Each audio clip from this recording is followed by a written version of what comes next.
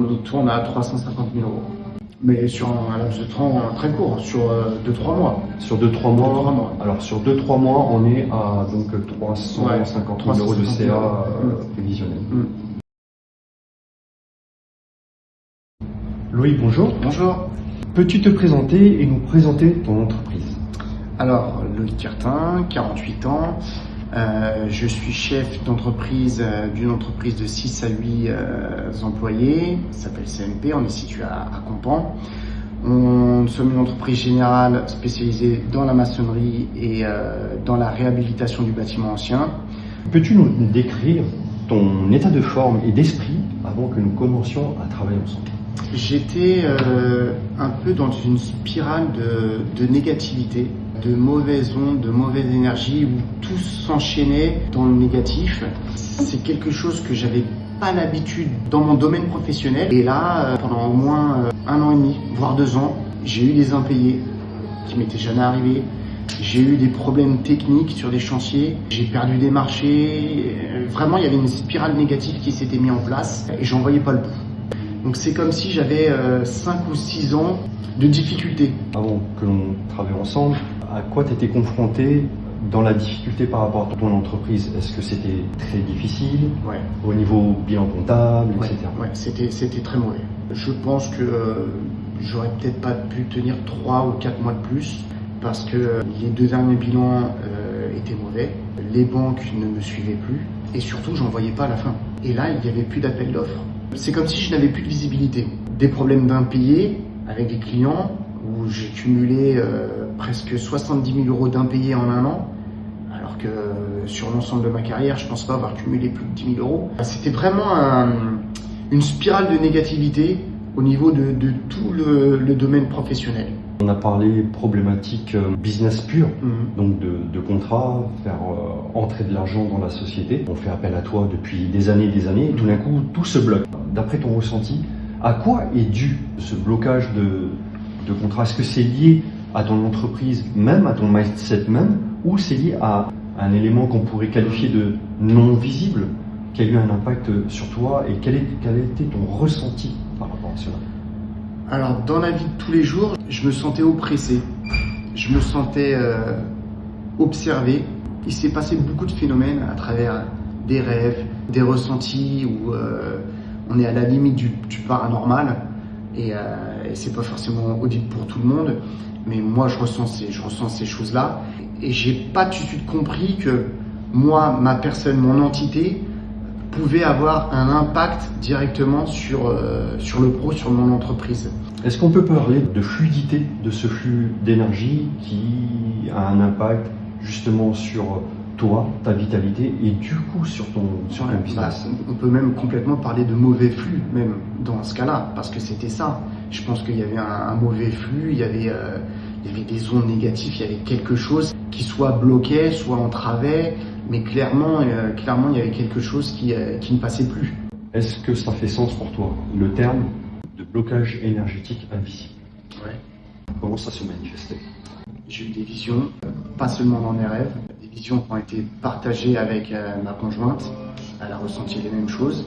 Et c'est là où justement on a été amené à en parler. Et je me suis rendu compte de l'ampleur que ça pouvait prendre. Et que ça l'affectait et qu'on ressentait les mêmes choses.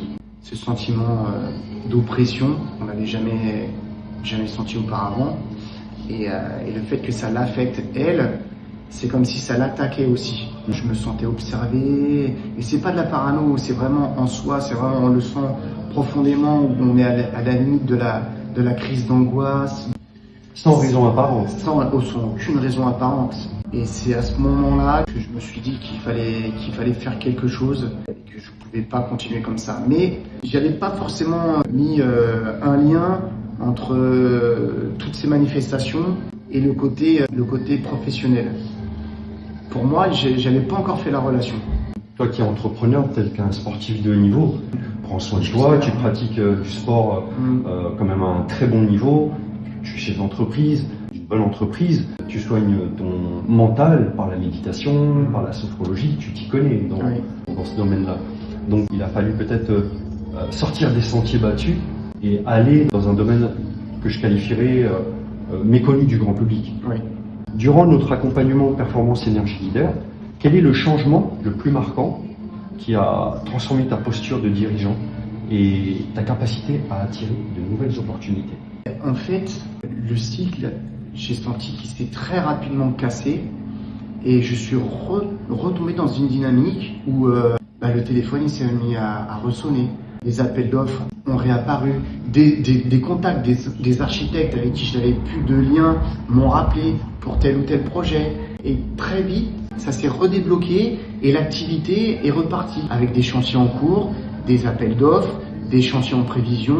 En fait, il n'y a pas un fait marquant parce que tu m'as demandé un fait marquant. Le fait marquant, c'est la reprise de l'activité.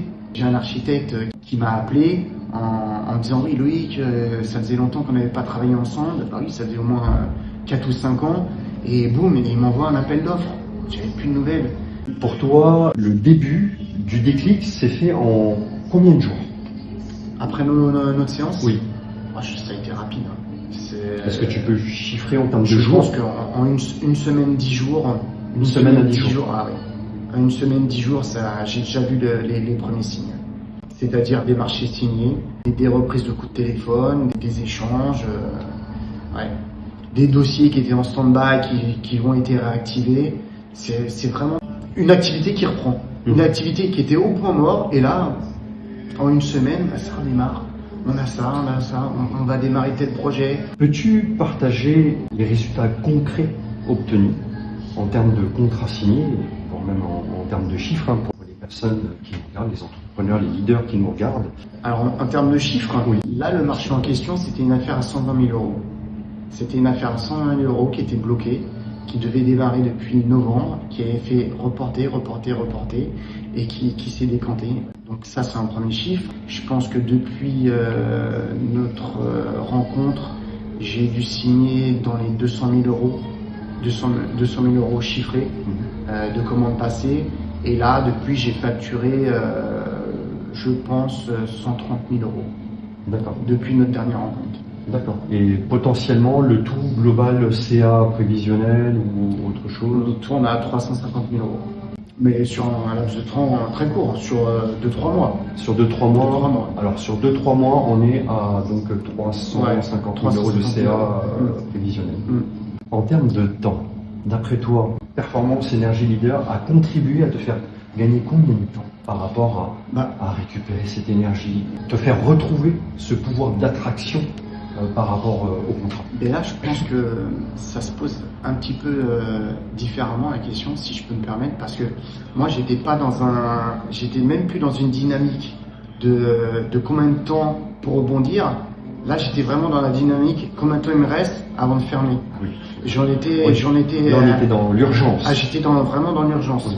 J'étais vraiment dans l'urgence. Et je pense que 2 ou 3 mois comme ça, j'aurais pas pu tenir. Et donc, c'est les 2 ou 3 mois qui m'ont permis de rebondir. Mais je pense que la question pour moi, c'était plutôt dans ce sens-là. Combien de temps il me reste avant de mettre la clé sous la porte? Parce que décembre, j'ai eu 0 activité. Je pense que j'ai eu 20 000 euros d'activité facturée sur janvier. Et après, boum, février, ça s'est enclenché et on est en mars.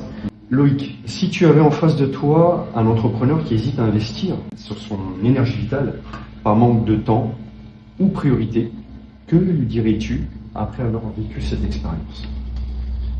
Moi, je lui dirais fonce. Je lui dirais fonce parce qu'on s'y retrouve. C'est un investissement à la fois personnel et un chef d'entreprise qui est bien, qui est en adéquation avec son être. Ça va être un entrepreneur qui performe. Et donc, s'il est au top, c'est comme un sportif. S'il est au top, c'est son entreprise qui va s'emporter que mieux. Donc, bien sûr, il faut y aller. Loïc, merci beaucoup. Merci à toi. Je te remercie également pour ta confiance dans cet accompagnement. Merci. Et bonne chance pour la suite. Merci beaucoup. Merci.